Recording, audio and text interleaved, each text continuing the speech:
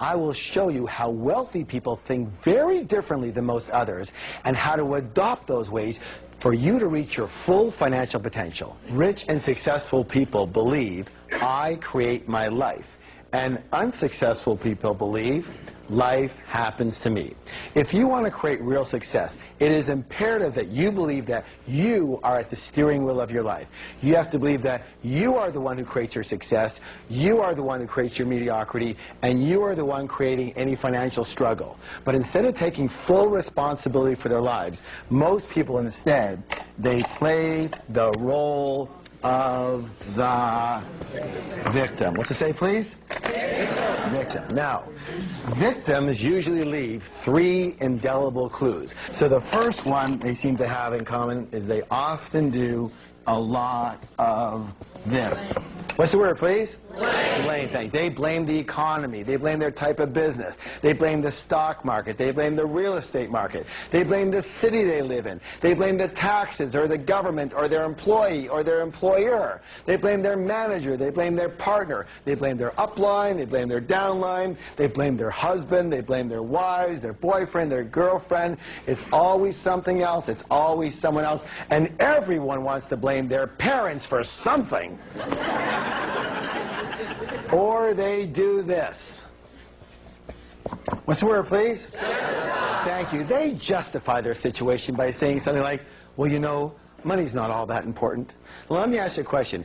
If you said that your husband or your wife or your boyfriend or your girlfriend wasn't that important, would they be around for very long? I don't think so, and neither would what? Money. If you didn't think having an RV was important, would you buy one? Would you have one? Of course not. If you didn't think having a pet parrot was important, would you buy one? Would you have one? Of course not. If you don't think money's important, would you have any? Of course not. Let me say this right now. Anybody who says money's not important doesn't have any. And of course there's going to be people who go, well, it's not as important as love. What's the comparison?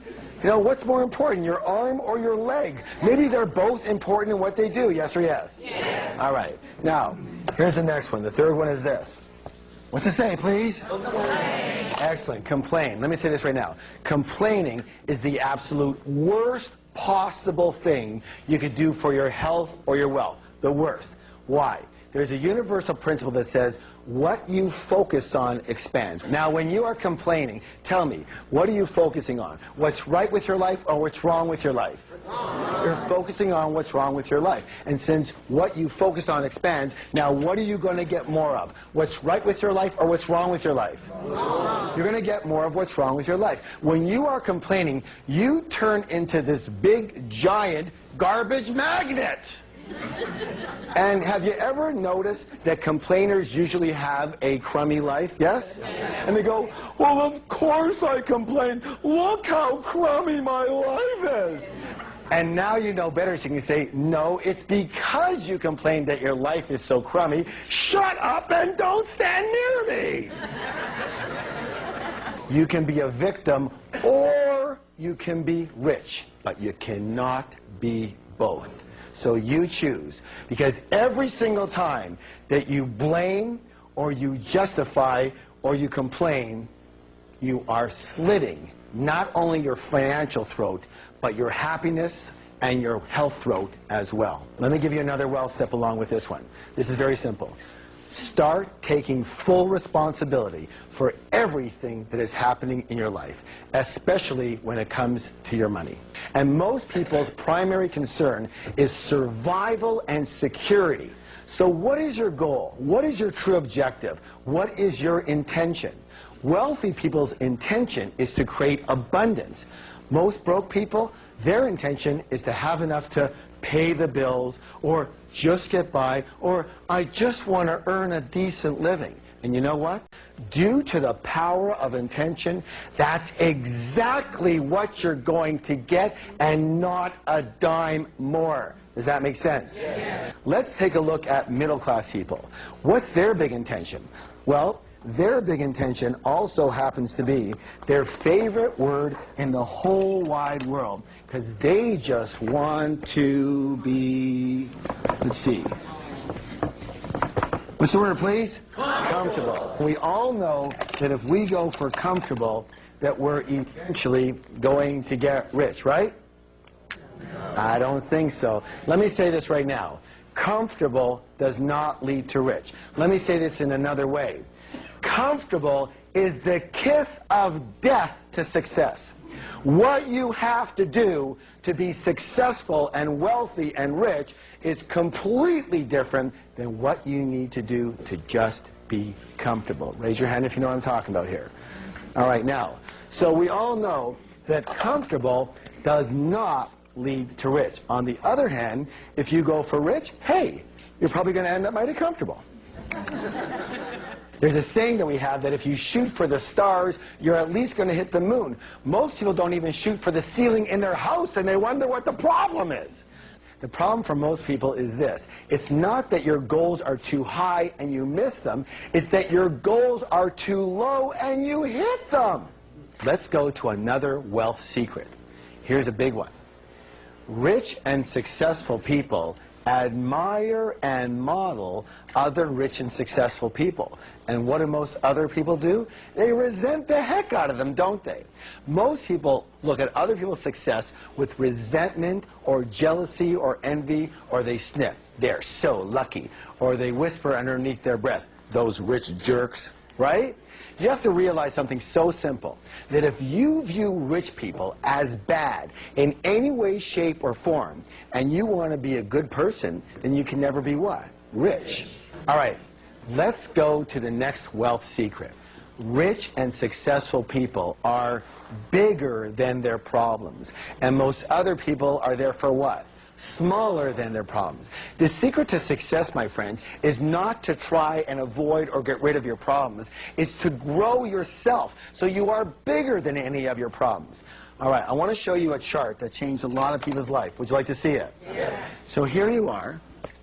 There's the size of you, and there's the size of your problems. And let's say we're on a scale here, and it goes from 1 to 10. So here we are, and we have a level 5 problem. What level is that, please? 5. But you happen to be a level 2 person.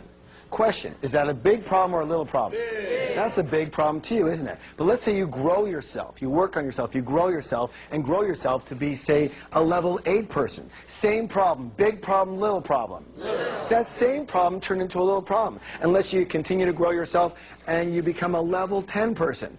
Big problem, little problem? No problem. It doesn't even register in your mind as a problem at all. You just see it as another thing to do. Raise your hand if you understand what I'm talking about here. Excellent. Meaning it's never about the size of your problems. It's always about the size of you. So here's another important wealth step. Continue learning. Rich and successful people are willing to learn and grow. Unsuccessful people think they already know. What is it that usually prevents us from taking the action we even know we need to be taking? What's the word, please? One more time, please. Fear. Fear. And how many people agree that fear and doubt and worry are among our greatest obstacles, not only to success, but to happiness as well? And therefore, one of the biggest differences between rich people and poor people and middle-class people is that rich and successful people are willing to act in spite of fear, and most other people let fear stop them. And one of the biggest mistakes most people make is waiting for the feeling of fear to subside and go away before they are willing to act. And these people usually wait forever. You know, in our program, we teach that the secret is to tame the cobra of fear. What's the key word? Tame it. It doesn't say kill the cobra. It doesn't say run away from the cobra. It doesn't say get rid of the cobra. It says what? Tame the cobra of fear. Listen closely. This can change your life. It is not necessary to try and get rid of fear in order to succeed. Rich and successful people have fear. Rich and successful people have doubts. Rich and successful people have worries. They just don't let those feelings stop them. Unsuccessful people have exactly the same feelings, but they let those feelings stop them.